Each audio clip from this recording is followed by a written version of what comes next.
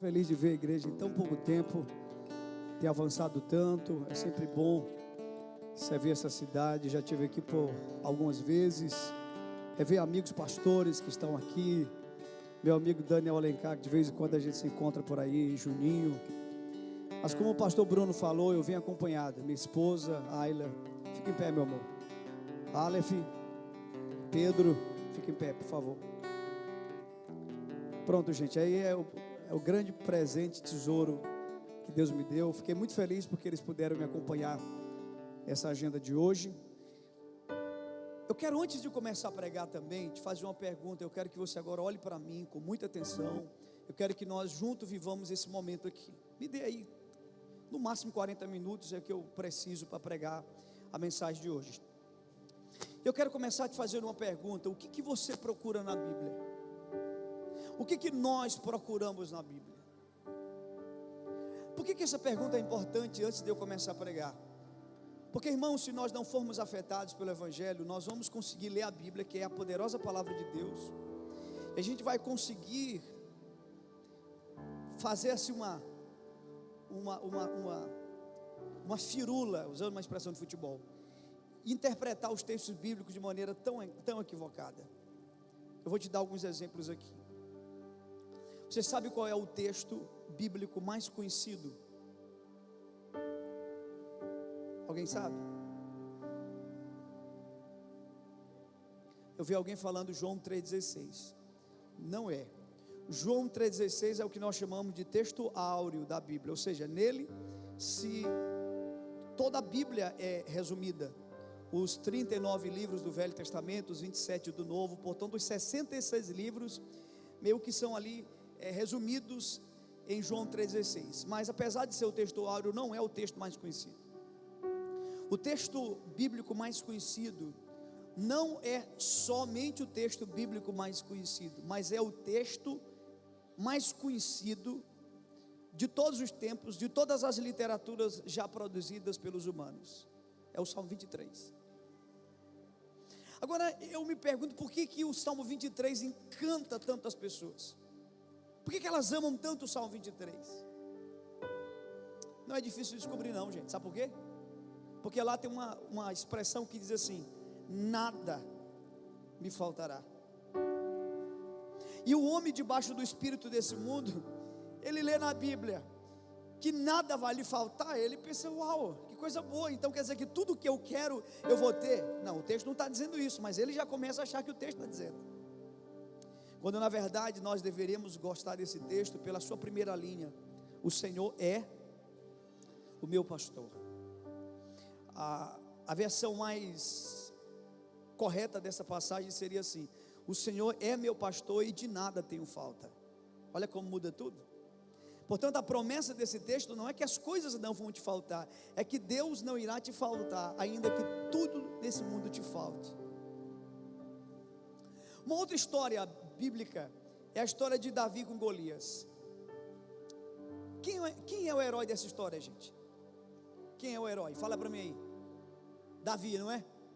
Pois é. Então, se Davi é o herói dessa história, a gente lê a história de Davi com Golias. Ora, então quem que nós somos? Davi. Por quê? Porque nós queremos ser os heróis da Bíblia. Mas a Bíblia só tem um herói. Ele tem nome e tem sobrenome: Jesus Cristo. Aleluia. Mas eu li aí o pensamento de vocês estão perguntando assim: mas pastor, e como que no Novo Testamento tem um capítulo inteiro falando dos heróis da fé? Hebreus 11. Quem que chama esse capítulo de heróis? A epígrafe da tua Bíblia. Porque a própria Bíblia não chama o homem de herói. Pelo contrário, nós é que heroizamos os humanos. Deus faz o contrário, Deus humaniza os heróis.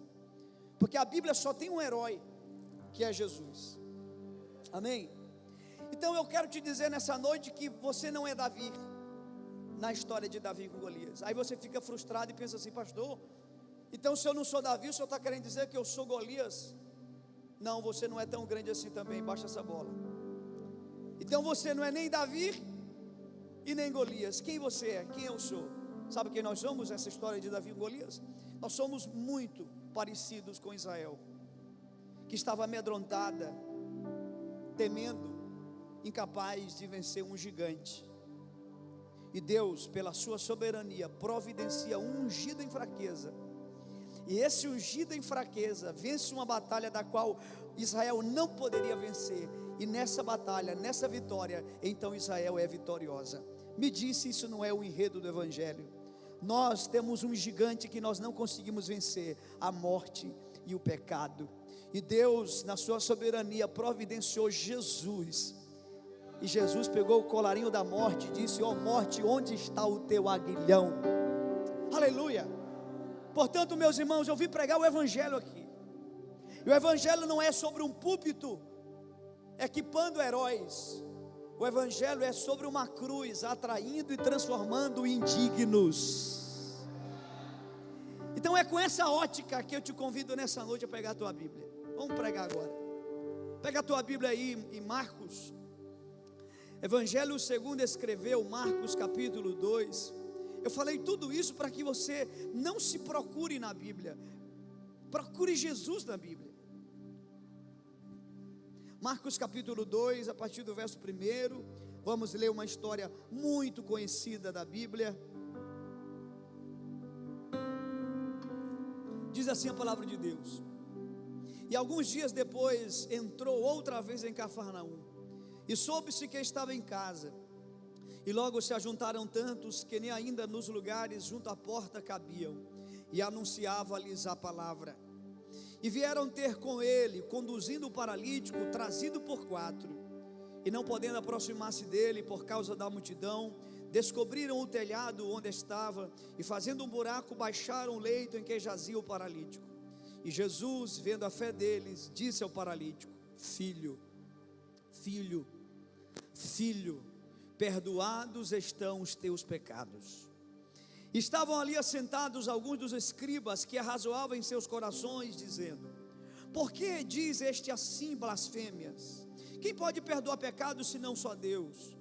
E Jesus, conhecendo logo em seu espírito que assim razoavam entre si, lhes disse: por que razoais sobre estas coisas em vossos corações? Qual é mais fácil? Dizer ao paralítico: estão perdoados os teus pecados? Ou dizer-lhe: levanta-te, toma o teu leito e anda? Ora, para que saibais que o Filho do Homem tem na terra poder para perdoar pecados, disse ao paralítico: a ti te digo, levanta-te, toma o teu leito e vai para a tua casa. E levantando-se, tomando logo o leito, saiu à presença de todos, de sorte que todos se admiraram e glorificaram a Deus, dizendo: nunca tal vimos. Feche seus olhos. Pai, muito obrigado, Senhor, por essa oportunidade. Obrigado, Senhor, por esses anos de vida e de ministério. Já vivi pouco, mas o suficiente, Senhor, para ter certeza de que eu não tenho capacidade de ensinar esse livro sagrado. Talvez eu até conseguiria ensinar outras coisas como matemática, filosofia, física, mas o Evangelho não. Eu não tenho capacidade, Senhor. Eu preciso do teu poder, eu careço do teu poder. E com todo respeito aos meus irmãos que estão aqui, eles também não têm inteligência para compreender os mistérios, Senhor, da tua palavra. Então todos nós estamos na mesma condição de total e plena dependência. Nos ajuda, Senhor, nos ajuda, nos toca, nos revela a tua palavra, que ela seja pregada com poder e com autoridade, para a glória do teu nome. Amém. Aleluia. Queridos, essa é uma história muito conhecida. E a partir dessa história eu poderia falar de tantos princípios, não é verdade? Eu poderia falar aqui de um princípio como amizade, porque numa época como a nossa, onde as amizades são construídas por interesses, e levando em consideração o contexto histórico da época, onde os paralíticos não tinham as instituições de assistência, onde eles não tinham as construções com mobilidade, um paralítico era uma pessoa muito escanteada, segregada, e quase ninguém gostaria de ser amigo de um paralítico, mas ele tinha 4 amigos. E aqui nessa passagem eu vejo o verdadeiro conceito de amizade. A verdadeira amizade é aquela que me aproxima de Jesus Cristo. Eu poderia, a partir dessa passagem, falar de um outro princípio como iniciativa, porque o texto não fala se foi o paralítico ou um dos seus 4 amigos, mas alguém ali teve a iniciativa. Alguém disse assim: olha, Jesus está numa casa e nós precisamos ir até lá. Poderia falar sobre perseverança? Lembrando o meu pastor Joaquim, ele gosta muito de dizer, pastor Bruno já deve ter ouvido muitas vezes: quem quer dá um jeito, quem não quer inventa uma desculpa. E ao chegar naquela casa, aquela casa estava lotada de gente, e alguém poderia ter dito assim para o paralítico: olha, fizemos o que podíamos ter feito. Infelizmente não deu, mas não, eles tiveram a perseverança, e eles subiram no telhado daquela casa. Mas apesar desse texto me falar de amizade, iniciativa, perseverança e tantas outras coisas, eu não posso, de maneira alguma, desconsiderar um fato: a pessoa que está no centro dessa casa. Irmãos, e me dói como pregador ver, muitas vezes, as pessoas expondo as escrituras e literalmente tirando Jesus do centro, porque aqui em especial, ele está no centro da cena, ele está no centro da casa, ele está no centro do texto. Então eu não posso desconsiderar isso. É sobre ele que eu quero falar nessa noite. Eu fiz 3 perguntas a esse texto. A primeira pergunta que eu fiz foi a seguinte: qual era o maior desejo desse homem? O que é que vocês acham? Pense um pouquinho. É verdade que não está explícito, mas está implícito aqui. E até meu filho Aleph consegue identificar qual era o maior desejo desse homem. É óbvio que o maior desejo desse homem era andar. Esse era o maior desejo. Mas agora eu te convido a observar uma coisa. Qual foi a primeira coisa que Jesus fez com esse homem? Foi fazê-lo andar? Por que não? Porque Jesus está dizendo para mim e para você que o nosso maior desejo não é a nossa maior necessidade. E eu não estou me referindo aos chamados desejos escusos da vida, não, eu estou me referindo aos bons desejos da vida, porque você há de convir comigo, que um paralítico desejar andar é um desejo maravilhoso. Você que é jovem, desejar cursar uma faculdade, você que é empreendedor, desejar ter uma carreira profissional bem sucedida, que desejo incrível. Mas eu vim de Pinheiro te dizer que o seu maior desejo não é a sua maior necessidade. E quando Jesus naquela casa, ele movimenta os músculos do seu rosto, esboçando a reação de quem vai falar. Sabe o que todo mundo ali esperava que Jesus dissesse? Do paralítico aos 4 amigos, aos religiosos, aos discípulos, aos curiosos que possivelmente estavam ali, todos ali esperavam que Jesus dissesse a mesma coisa: levanta-te, toma o teu leito e anda. Não é isso? Mas Jesus quebra essa expectativa das pessoas. Olha aqui para mim. E Jesus diz assim para esse homem: filho.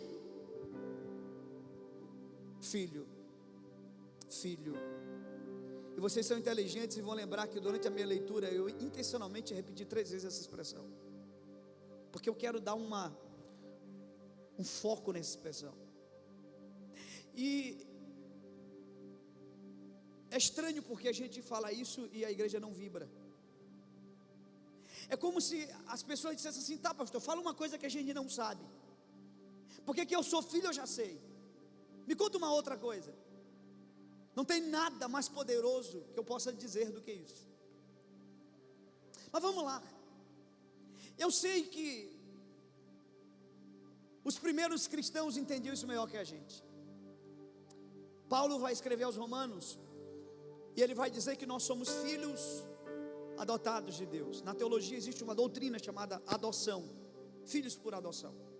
É uma doutrina da teologia. E Paulo escreve aos Romanos e ele diz assim: nós somos filhos adotados por Deus. Só que ouvir que nós somos adotados no século 21, no Maranhão, Nordeste, Brasil, é uma coisa. Agora, ouvir que alguém era adotado no primeiro século, no meio do Império Romano, era outra coisa completamente diferente. E aí, para a gente entender, eu preciso evocar o contexto histórico aqui. Vamos ser honestos? Vamos ser honestos. O que é um filho adotado no senso comum hoje? Não deveria ser, mas infelizmente na cabeça de muita gente, pastor Bruno, um filho adotado é um filho de segunda categoria. Ah, esse aqui são os filhos legítimos, esse aqui é o adotado. Mas eu vou te mostrar que no primeiro século era exatamente o contrário disso. Por favor. Não esqueça que Israel estava dentro do Império Romano. O império da época era o romano. Portanto, o direito que fazia com que as pessoas, que suas relações interpessoais fossem organizadas, era o direito romano. E havia um princípio dentro do direito romano chamado de dias lústricos. Transliterando para o português seria dias de consagração. Mas o que era isso? A genitora, a mãe, pegava seu filho, depois de 9 dias de nascido. Veja que era diferente da cultura judaica, que o menino era batizado, ou melhor, ele era circuncidado e batizado na figura de dar o nome, ok? Então ele era circuncidado e 8 dias depois, e nesse dia da circuncisão era dado o nome para esse garoto. Na cultura romana era 9 dias, era feita uma cerimônia, era um ritual, e a mãe pegava a criança, colocava dentro de um cesto, e colocava na frente do seu genitor, do genitor da criança, do pai da criança. Só que a lei dos dias lústricos dizia que o pai poderia olhar para aquela criança, o pai legítimo poderia olhar para aquela criança e dizer assim: não gostei desse menino, não gostei dele, não parece comigo, tem algum tipo de deficiência, eu não quero, eu vou desamparar esse menino. Por favor, quem tem uma caneta aí, anote aí a palavra desamparar em algum lugar. O pai legítimo, por lei, poderia desamparar o seu filho. Contrapartida, o filho adotado, uma vez adotado, pastor Bruno, a lei romana dizia que ele jamais poderia ser desamparado. Aleluia. Agora vai fazer sentido o que Jesus Cristo disse naquela cruz: Elir, Elir, lama sabachthani. Qual o significado? Deus meu, porque por que me desamparaste? Sabe o que Jesus estava bradando naquela cruz? Ele estava dizendo o seguinte: eu sou o filho legítimo que o pai desamparou para adotar vocês, e vocês nunca mais serão desamparados. Meu Deus, aleluia. Olha como é interessante. Os 4 primeiros imperadores romanos foram adotados, de Augusto a Calígula. Estude para você ver. De Augusto a Calígula, os 4 primeiros, todos, pastor Bruno, foram adotados. Então sabe quem naquele dia tinha o privilégio de chamar o rei de pai? Filhos adotados. Você vai entender por que Jesus, na oração do Pai Nosso, ele começa chamando Deus de pai e termina chamando-o de rei. Porque infelizmente a oração do Pai Nosso nos ensinaram faltando um trecho, você sabe disso. Como é que termina a oração do Pai Nosso? Pois teu é o reino, poder e a glória para sempre. Jesus começa chamando Deus de pai e termina chamando de rei. Eu vim aqui te dizer que a coisa mais extraordinária que pode acontecer é alguém ser chamado de filho. Eu tenho 2 filhos legítimos, biológicos, Pedro e Aleph. Amo demais esse menino.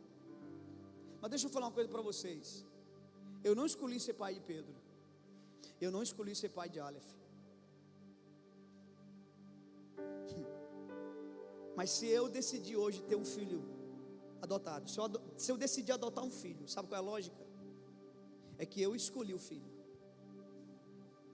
Quando Paulo diz que nós somos filhos por adoção, Paulo está dizendo que nós fomos escolhidos por Deus. Aleluia. Algum filho adotado, diabo, aqui nessa noite? Então, faça alguma coisa, meu irmão. Vamos lá, hein? Aleluia. Eu vou te fazer uma pergunta que um amigo meu me fez. Todos os caminhos levam a Deus? O que vocês acham? tenho um amigo que ele é muito inteligente, um homem de Deus, é um dos homens que mais ministra na minha vida quando eu estou conversando assim com ele. E ele me fez essa pergunta outro dia, ele disse: Binha, você acha que todos os caminhos levam a Deus? Eu vou reproduzir a pergunta para você. O que vocês acham? Todos os caminhos levam a Deus? O caminho da droga, o caminho do ateísmo, o caminho do crime, o caminho da religião. Eu só vou relembrar vocês uma coisa. Filipenses capítulo 2. Eu não vim falar nada novo, só vim relembrar vocês. C.S. Lewis diz que o cristão precisa ser mais lembrado do que instruído. Só vou relembrar vocês. Filipenses 2, dos versos 5 até o 10, diz assim: de sorte que haja em vós o mesmo sentimento que houve em Cristo Jesus, que sendo em forma de Deus, não teve por força ou usurpação ser igual a Deus, mas a si mesmo se esvaziou, tomando a forma de servo e fazendo-se semelhante aos homens, e achado na forma de homem, humilhou-se a si mesmo até a morte de cruz. Mas pelo que Deus o exaltou soberanamente, lhe deu um nome que é sobre todos os nomes, para que ao nome de Jesus se dobre, escute, todo o joelho, todo o joelho, todo o joelho dos que estão na terra, nos céus, na terra e debaixo da terra, e toda a língua confesse o seu nome para a glória de Deus Pai. Então deixa eu te dizer uma coisa, irmãos: todos os caminhos levarão a Deus, sim. Ninguém escapará de Deus. Nietzsche, o pai do ateísmo, aquele que disse Deus está morto, um dia Nietzsche estará diante de Deus.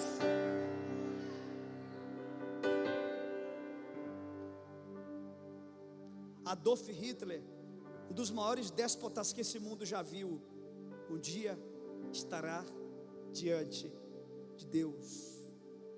Ninguém escapará de Deus. Então todos os caminhos levarão o homem a Deus, vírgula, mas só tem um caminho que leva o homem ao Pai, ao Pai, ao Pai. João capítulo 14, versículo 6, e disse Jesus: eu sou o caminho, eu sou a verdade, eu sou a vida, e ninguém vem ao Pai se não for por mim.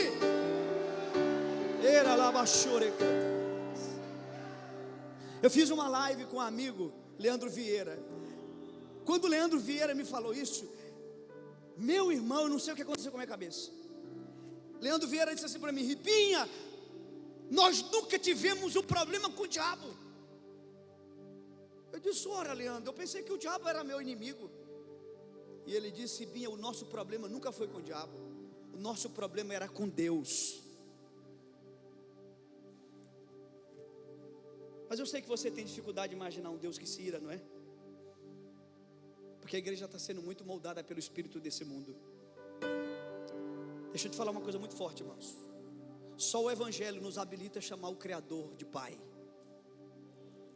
Estude todas as religiões, todas as religiões. Eu lembro quando eu era novo na fé, eu li um livro de um escritor chamado J. Cabral.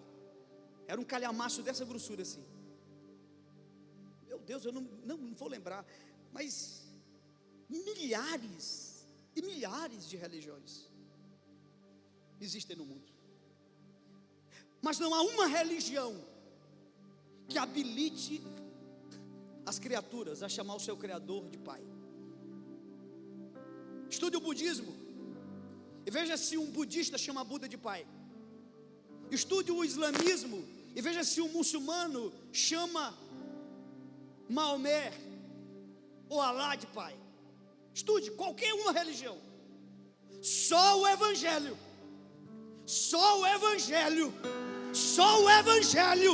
nos habilita a chamar o Criador de Abba.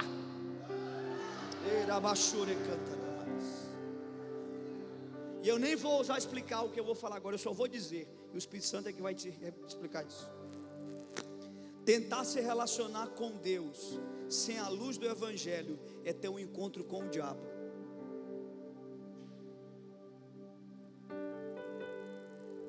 Tentar se relacionar com Deus sem a luz do Evangelho é ter um encontro com o diabo.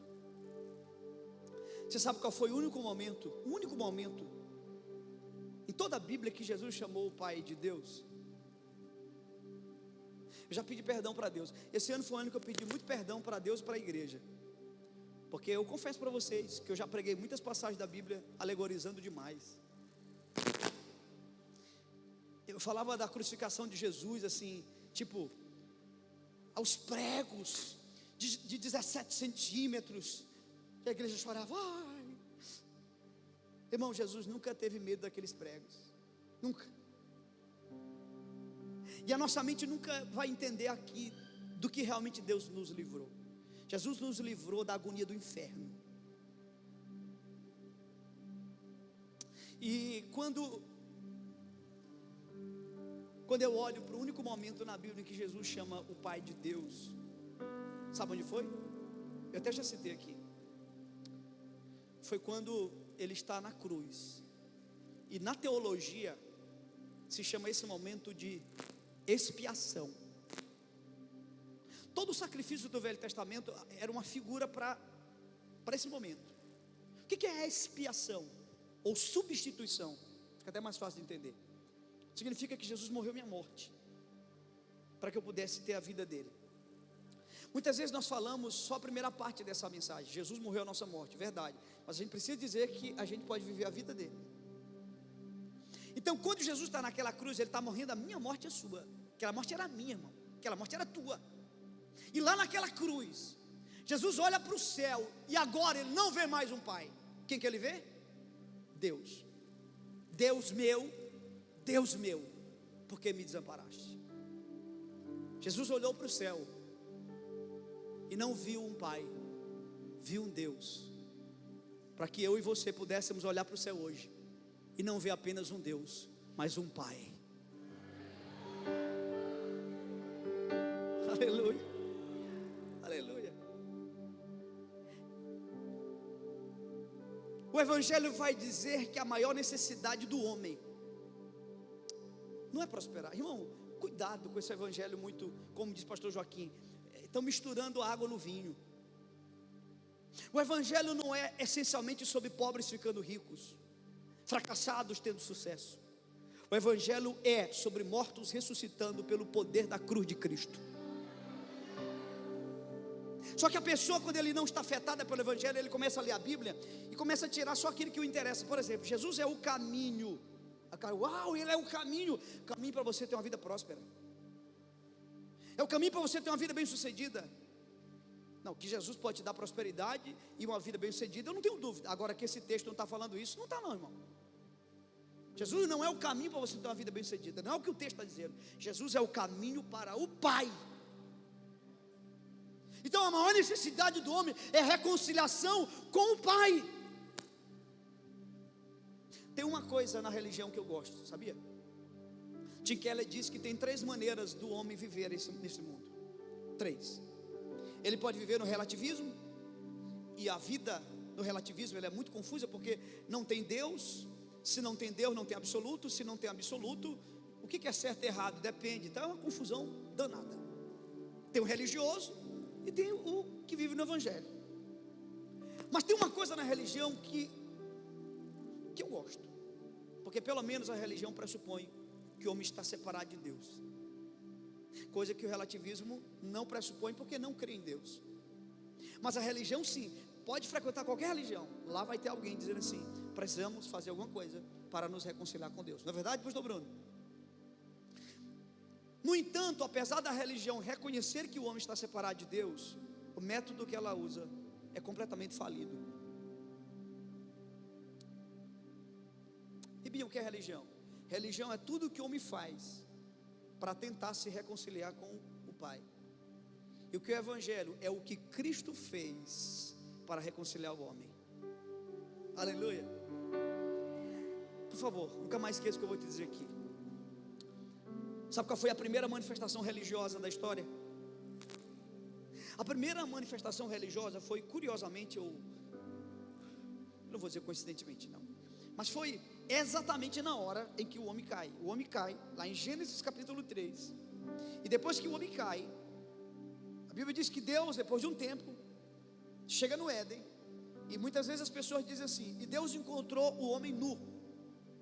Não, irmão, leia direito, a ordem não é essa. Quando Deus chega no Éden para ter com Adão após a queda, Adão não estava mais nu. Como é que Adão estava? Vestido.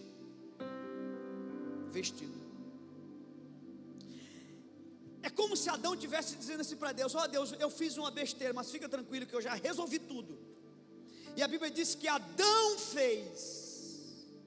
Quem fez? Não esqueça disso, Adão fez. E ele fez uma roupa. Sabe qual é o termo que a Bíblia vai usar para essa roupa? Gente, a Bíblia é linda demais. O termo, pastor Nildo, é aventais. Essa palavra no hebraico, ela dá a conotação de uma tanga que cobria só a genitália. Então quando você assiste os filmes, os desenhos animados, e parece lá a Eva e o Adão com aquela tanguinha, é exatamente isso que o original mostra. Mas eu nem preciso do original para te provar isso. Basta você lembrar de um cozinheiro. O cozinheiro usa uma roupa. Como é que nós chamamos aquela roupa do cozinheiro? Avental. Você já percebeu que ela é uma roupa que não cobre por inteiro? Meu Deus. Quem foi que fez a roupa? O homem. E segundo, ela não cobre por inteiro. Qual foi o material usado para fazer essa roupa? Hein? Alguém lembra? Vamos lá, hein? Folhas de figueira. O que isso quer dizer? Quer dizer que essas folhas murchariam, implicando para um fato: além dessa roupa ser incapaz de cobrir, o ato era insuficiente, porque o homem precisaria fazer recorrentemente aquela roupa. Meu Deus, me disse aqui não é o enredo da religião.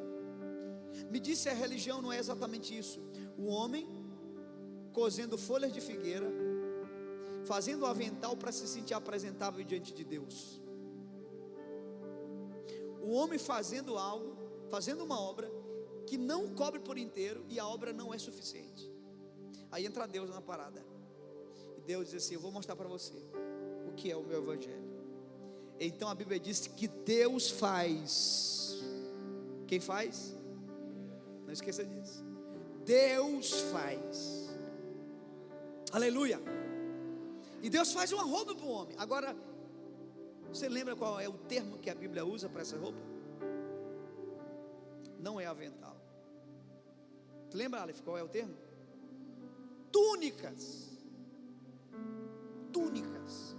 E bem, o que é uma túnica? Uma túnica era exatamente uma roupa que cobria o homem pela frente, por trás e pelos lados. Ou seja, essa roupa sim era suficiente para cobrir o homem por inteiro. Aleluia! Aleluia! E qual foi o material que Deus usou?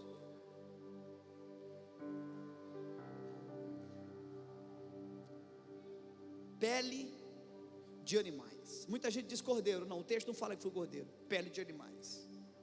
Agora, irmãos, uma coisa eu sei, e você também sabe, você é inteligente, que todo ser vivo, para perder a sua pele, precisa. Opa, vamos lá, irmão, vamos juntar aqui as peças. Deus fez uma peça que era completa, capaz de cobrir o homem por inteiro. E uma coisa a gente sabe: alguém morreu para que essa roupa brotasse. Quem foi que pecou? Adão e Eva. Quem deveria morrer? Adão e Eva. Quem morreu? Um terceiro, ou seja, o inocente. Tem alguém comigo aqui?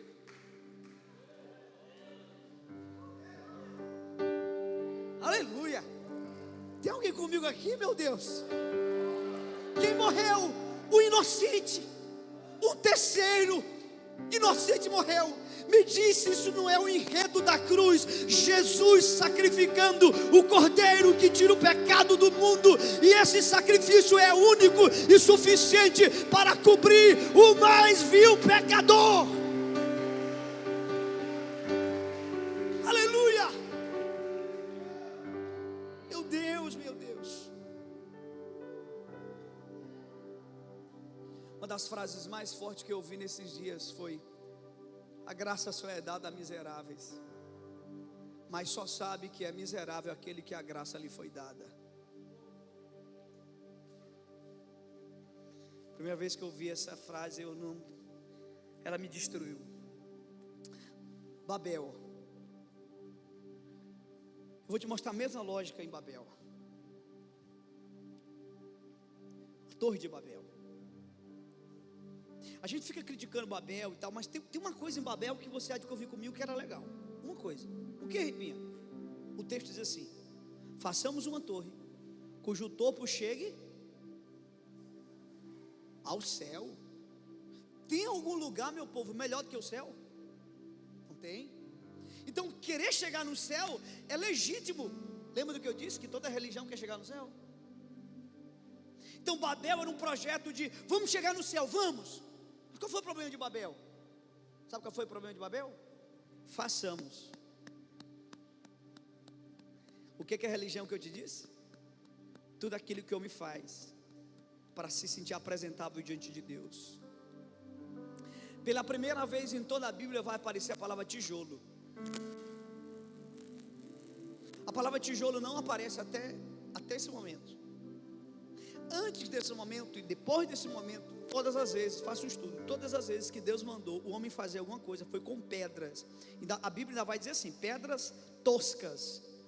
Algumas versões dizem não lavradas, que significa sem intervenção humana. Mas aí o homem diz assim: façamos tijolos em lugar de pedra, diz o texto. Ribinho, eu não estou entendendo a diferença, vai entender agora. Quem faz a pedra, Deus ou o homem? Quem faz o tijolo, Deus ou o homem? Babel é toda a tentativa do homem, por melhor que seja, mais nobre que seja, mas é um projeto falido. O homem não conseguirá chegar a Deus pelas suas próprias obras, somente pela obra de Cristo na cruz do Calvário. E foi isso que eu vim dizer para vocês hoje. Aleluia! Glória a Deus! Segundo, qual era o principal problema desse homem? A doença? Não, o pecado. O principal problema do homem não é o sofrimento, é o pecado. Jesus vai fazer uma pergunta aqui, irmãos, muito, muito forte. No versículo 10 ele pergunta assim: o que é mais fácil? Dizer ao paralítico: levanta-te e anda? Ou dizer: perdoados estão os teus pecados? Cuidado com essa pergunta, porque se a gente for assim responder de forma muito ligeira, a gente tende a responder errado essa pergunta. Só te dando uma dica aí. Os biblistas dizem que Jesus, a partir desse momento aqui, ele é empurrado para a cruz. Porque Jesus não foi crucificado porque ele curava pessoas. Pode ler o texto aqui. Quando foi que os fariseus disseram blasfêmia? Quando foi? Quando ele curou o homem? Quando ele disse: perdoados estão os teus pecados. Jesus foi crucificado não por fazer milagres, mas pela revelação de que ele era o Messias. Aleluia. Amanhã eu vou falar de novo sobre isso, só que usando outro texto. Irmãos, isso é muito, muito sério. Sabe o que eu fiz na IBP? Eu preguei essa mensagem lá. Eu peguei um trecho, pastor Bruno, de um filme. Esse filme que a gente acha na internet, que tem essa história aqui, de Marcos 2. Um videozinho de 2 minutinhos. E eu coloquei o vídeo para a IBP assistir antes de eu pregar. E o vídeo foi muito fiel à ordem que o texto narra. Jesus está na casa falando, de repente um barulho no telhado, Jesus olha assim para cima, fica aquela tensão, o que está acontecendo? Aí de repente desce um homem, conduzido por 4 amigos, até o centro daquela casa. Aí Jesus olha para ele e diz: filho, perdoados estão os teus pecados. Os religiosos começam a murmurar, e Jesus diz: olha, para que vocês saibam que o Filho do Homem tem poder na terra para perdoar pecados, eu digo agora a esse homem: levanta-te, toma o teu leito e anda. A nossa igreja vibrou. Aleluia, glória a Deus, eita glória. E eu comigo aqui, morderam a isca. Morderam a isca.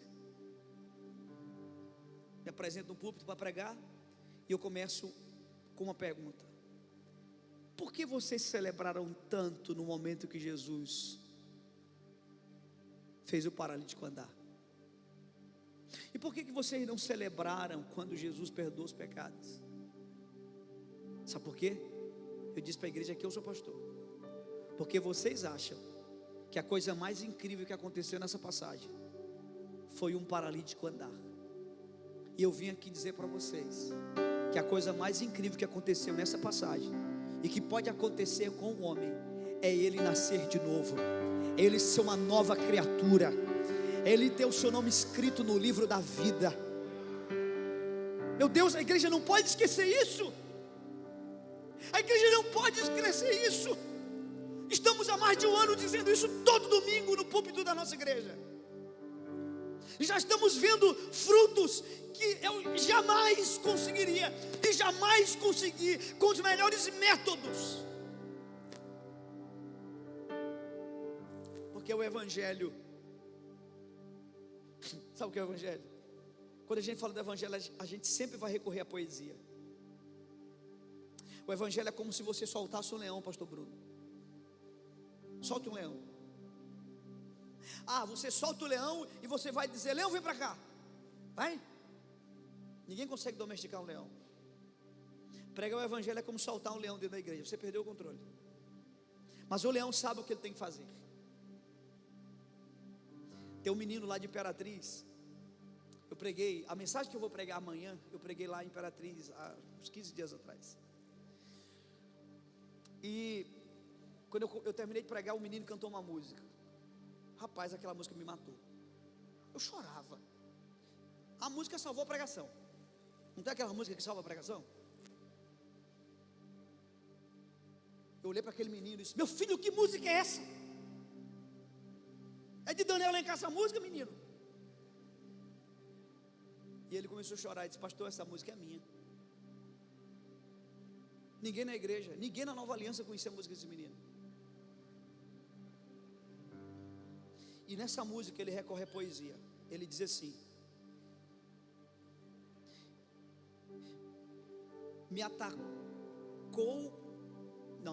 me atingiu como uma flecha e me atacou como um leão. Ele fala do amor de Deus, que o amor de Deus o atingiu como uma flecha e o atacou como um leão. Você conhece alguém que foi atacado por um leão? Não, você não conhece, porque não sobrevive.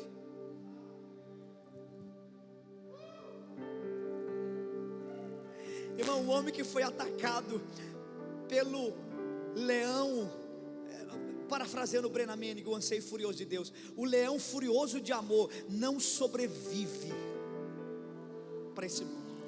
Aleluia, aleluia. Irmãos, e está tão claro isso no texto, porque Jesus diz assim: para que vocês saibam que o Filho do Homem tem poder na terra para perdoar pecados. Olha a tônica: eu vou dizer a este paralítico, levanta-te e anda. Ou seja, isto aqui é absolutamente secundário, e isto aqui é que é a prioridade. E aí vem nós, no século 21, a gente esquece disso, e a gente começa a falar só disso aqui, ó. Irmão, cresça, prospere, ganhe muito dinheiro. Não esqueça de ser fiel no teu dízimo, viu? Prospere muito. Mas deixa eu te dizer uma coisa: não há nada que possa acontecer nessa terra que seja mais importante do que o dia em que você nasceu de novo. E a igreja precisa entender o que é isso, meu Deus.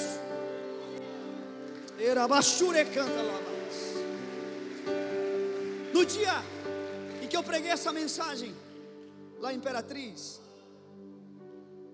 um líder da igreja, não foi o pastor, foi um líder, chegou para mim, pastor Bruno, e disse assim: pastor Ibinha, que mensagem abençoada, pastor Ibinha. Olha, mas pastor, daria muito bom para o domingo à noite, porque tem visitante. Eu entendi a charadinha, eu entendi. Pastor, o senhor pregou a mensagem certa para o público errado. Pastor, não tinha ninguém descrente aqui para ouvir sobre o evangelho, pastor. Eles, pastor Ibinha, esqueceram de falar para o senhor que o evento era só para a igreja. Aí eu disse: filho, vem cá. Não esqueceram. Eu sabia que era só para crente. Aí ele fez assim, eu entendi a indagação dele. Ele estava dizendo assim para mim: então por que o senhor pregou o evangelho sabendo que era só o evento para a igreja?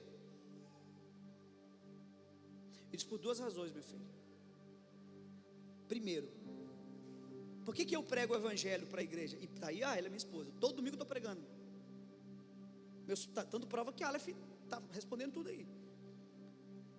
Por que eu prego o evangelho para a igreja, pastor Bruno? Por duas razões. Porque primeiro, nem todo mundo que está dentro dela já nasceu de novo. Olha aqui para mim, irmão, deixa eu te dizer uma coisa muito forte aqui. Vamos ser honestos aqui, hein? Aqui saltar a gente, vamos ser honestos aqui. Tira o evangelho da igreja.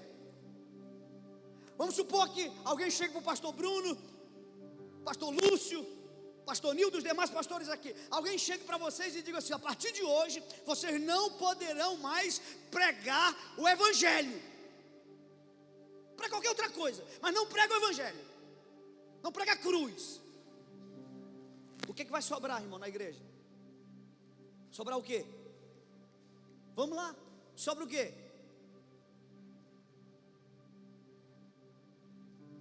Olha aqui para mim. Vai sobrar um lugar maravilhoso para a gente continuar frequentando. Rapaz, eu vou numas igrejas que o Kids, a nossa igreja lá, eu sei que Bruno, na hora que isso aqui vai ser, já é um lugar maravilhoso. Irmão, a igreja é um lugar maravilhoso. Nossos filhos fazem amigos. A gente tem outros casais da igreja que a gente se relaciona. Rapaz, é um clube incrível. Tira Jesus e tira o evangelho, que sobra uma organização, um clube fantástico. Irmãos, é possível alguém chegar na igreja, gostar do som, gostar da mensagem, gostar do ambiente, ficar e nunca ter nascido de novo. A W. Tozer dizia: o homem pode nascer na igreja, ser apresentado na igreja, crescer na igreja, ser batizado na igreja, casar na igreja, morrer na igreja, ser velado na igreja e acordar no inferno, se tudo o que ele fez foi estar na igreja e não em Cristo. Irmão, nossas programações são tão incríveis que as pessoas vão ficar. Só que o evangelho, só que o reino só tem uma porta, e o nome dessa porta é conversão, novo nascimento. Então por que eu prego o evangelho na IBP? Porque tem gente lá que nunca nasceu de novo. Segunda razão pela qual eu prego o evangelho para a igreja: porque quem já nasceu precisa saber do que foi que Deus o livrou. Aleluia. Irmãos, os melhores crentes que podem existir são aqueles que sabem do que Deus os livrou. Como diz aquela canção: quem muito foi perdoado, muito ama. Tem um menino na nossa igreja, o nome dele é Jackson. E Jackson, rapaz, eu vou começar a andar com Jackson, porque assim, tem uma hora que o culto lá na IBP assim está meio morno, e Jackson começa a glorificar: aleluia, glória a Deus. E o pregador empolga, né? Pensa: opa, falei alguma coisa aqui incrível. E um dia um irmão da igreja chegou para mim e disse: pastor Ibinha, eu queria que o senhor conversasse com aquele irmão. Eu disse: por quê? Pastor, ele grita demais. Deus, aquele irmão dá uns glória a Deus alto. Não precisa isso, pastor. E depois que ele falou, eu disse: tudo bem, irmão, deixa eu fazer uma pergunta: tu já foi preso? Ele: não, pastor, nunca fui preso. E se o Jackson já foi preso? Tu já viu uma rebelião e alguém cortando o pescoço de outra pessoa assim? Ele disse: não, pastor, Jackson viu isso. Sabe o que Jackson disse para mim? Que às vezes ele está no culto, não tem nada a ver com a pregação, ele somente lembra de onde Deus o tirou. Os melhores crentes são aqueles que sabem da onde Deus os tirou. Por isso que eu estou pregando o Evangelho nessa noite. Desculpa, mas eu não tenho uma mensagem mais poderosa do que essa.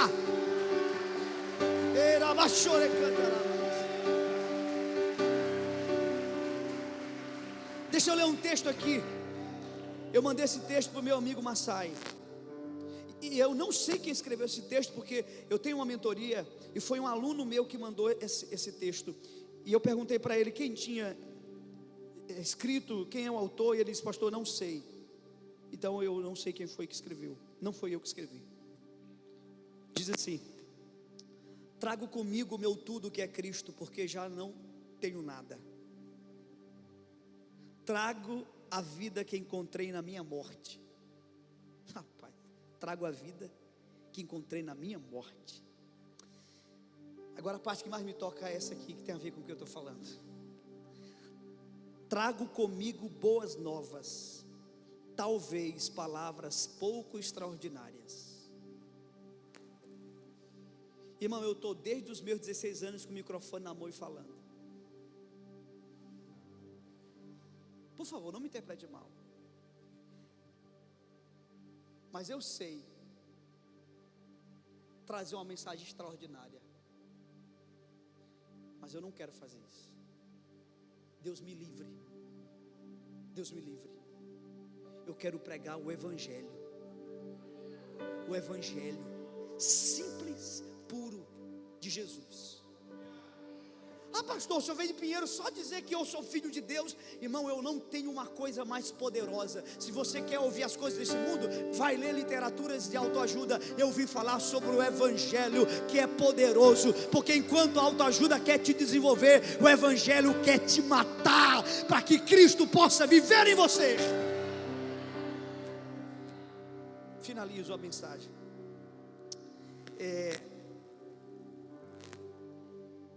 O que realmente preencheu esse homem? O que realmente preencheu esse homem?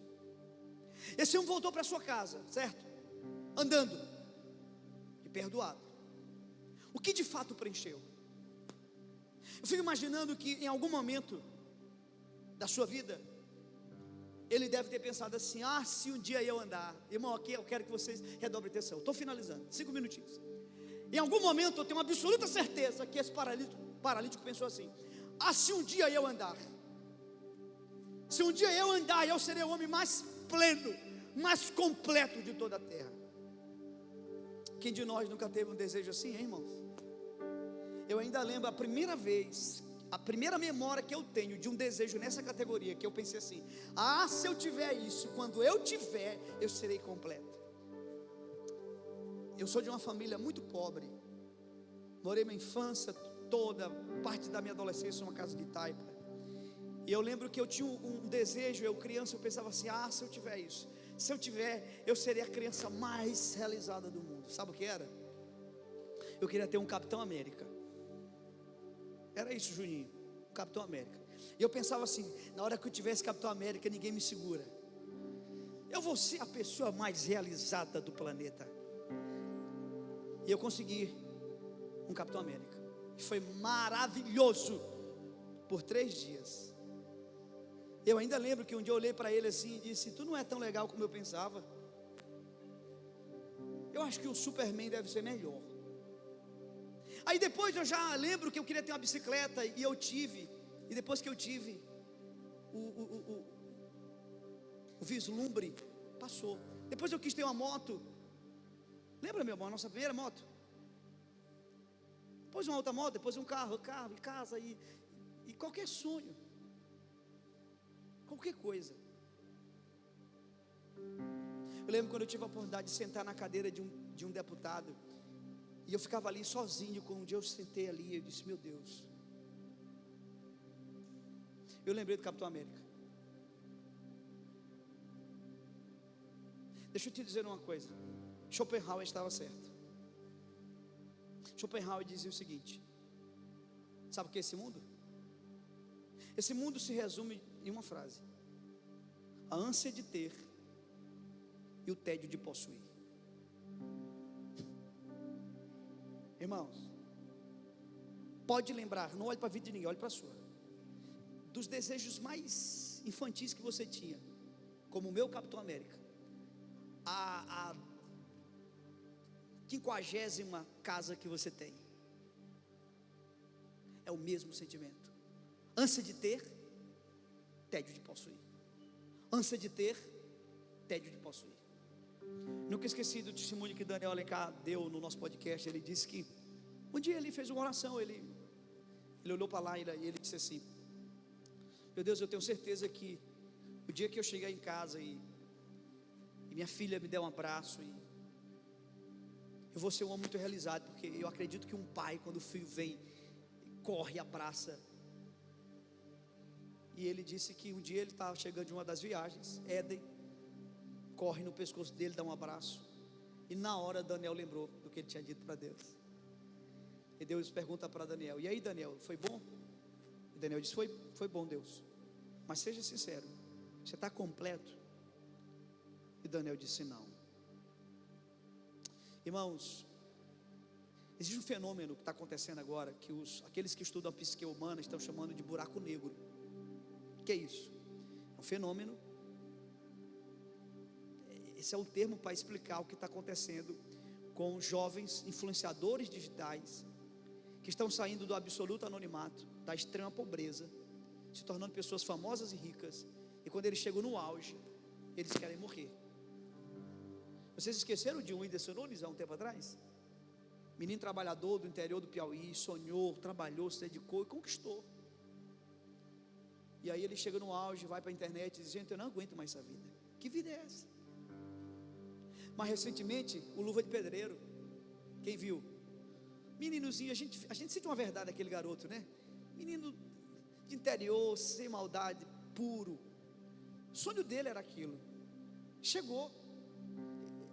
Se eu estiver falando bobagem, me corrija, mas alguém me disse que ele é o brasileiro, o único brasileiro seguido pelo Instagram. É absurdo que esse menino conseguiu.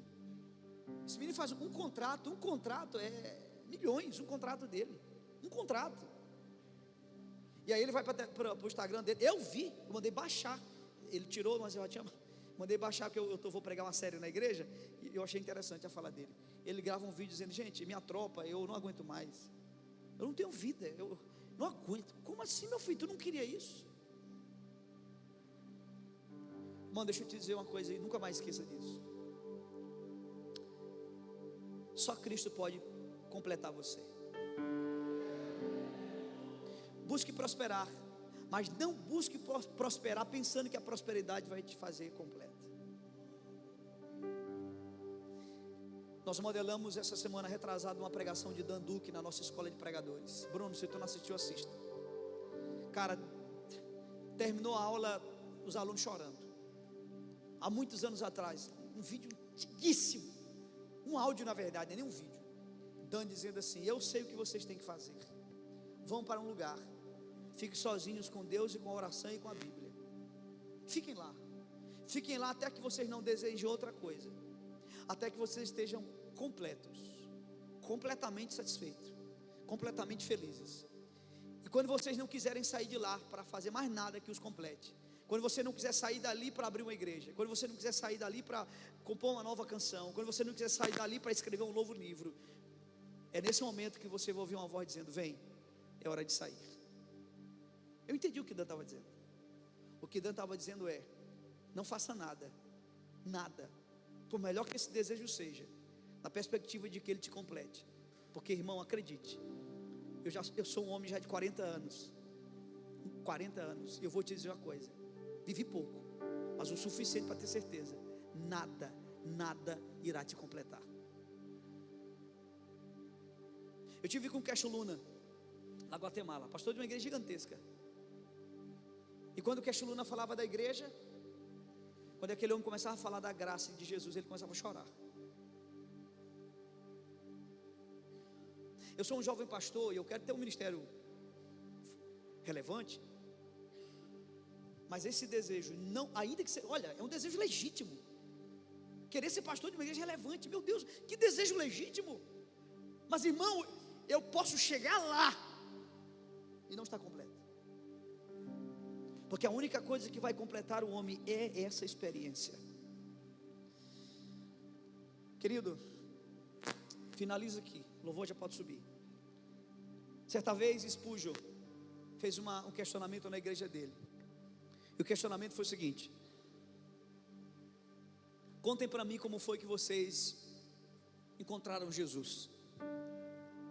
E aí ele vai perguntando, as pessoas vão respondendo, e chega num senhor, e o senhor diz assim: meu pastor, lhe amo muito, mas desculpe minha sinceridade, mas sua pergunta está errada. Sua pergunta não está fazendo sentido nenhum para mim. Spurgeon perguntou: por quê? Porque eu não encontrei Jesus. Jesus me encontrou. Perdido estava eu, e não ele.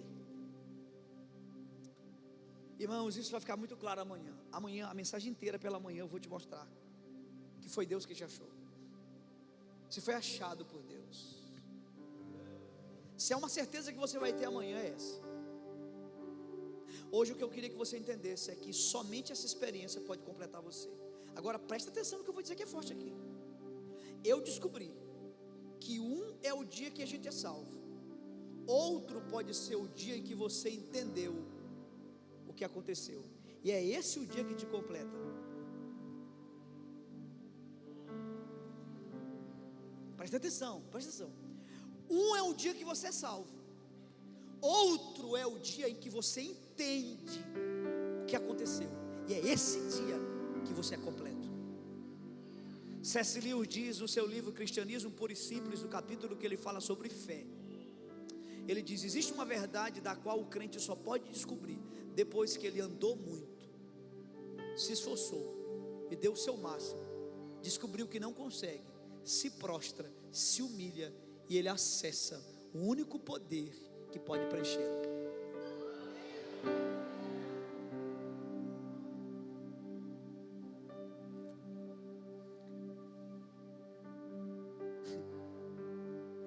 Quer ver como a mensagem da cruz ela ofende? A Bíblia diz que ela ofende. Por que a mensagem da cruz ofende? Não, pastor, a palavra de Deus não pode ofender o homem. A cruz ofende, irmão. Quer ver como a cruz ofende? Traga-me o melhor de todos os religiosos, e ele será reprovado pela lei de Deus. Traga-me o pior de todos os pecadores, e ele poderá ser salvo pela graça de Deus. Isso que ofendeu Nicodemos, um religioso irretocável, reprovado pela lei de Deus. João capítulo 3, João capítulo 4, uma samaritana com vida adúltera foi salva pela graça de Jesus Cristo. Fique em pé.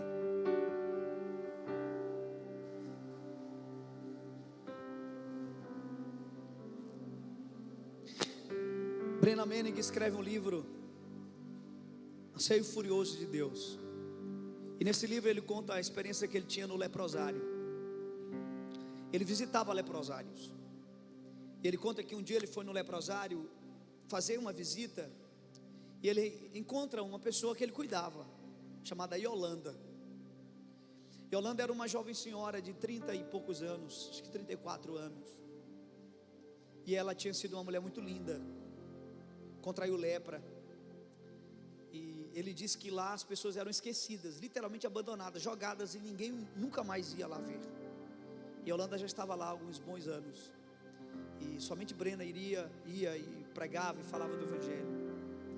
E nesse dia ele disse que ele entrou, e quando ele olhou no rosto de Yolanda, Yolanda não tinha seu nariz,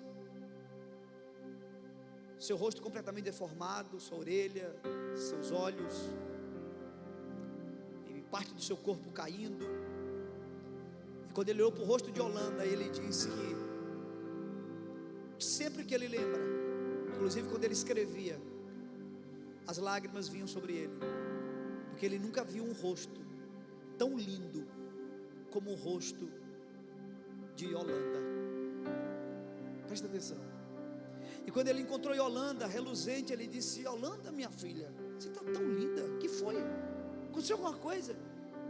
E ela disse: reverendo, Eu recebi uma visita hoje aqui de manhã. Foi? Alguém te visitou? Porque ele nunca recebeu visita. E ela disse: eu recebi a visita do Abba de Jesus. Aí Brena ficou assim e disse: foi mesmo. E o que foi que ele te falou? Respondendo a tua pergunta agora, Daniel, vou responder agora. Aí ela diz, ela recita para ele o texto de Cantares. Recita o texto de Cantares. Aí Brenda pensou assim: ah, entendi. Ela estava orando de manhã, foi ler a Bíblia dela em Cantares, entendeu que a relação de Salomão é uma figura de Cristo com a igreja. Ah, entendi, foi isso. Só que nesse dia, Yolanda morreu. E ele foi chamado para fazer o culto fúnebre. E tem um prontuário com as informações. E quando ele pega o prontuário, ele descobre que Yolanda era analfabeta.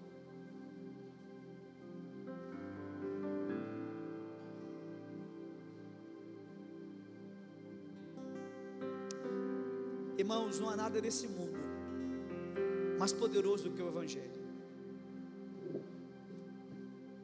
E é só quando a igreja está exposta ao Evangelho que ela vai ser tão grata, que ela vai sair por aí pregando, sabe? O grande problema da igreja é que a igreja pensa que o Evangelho é o ABC da igreja, e o Evangelho é o AZ da igreja. Vamos orar? Vamos orar.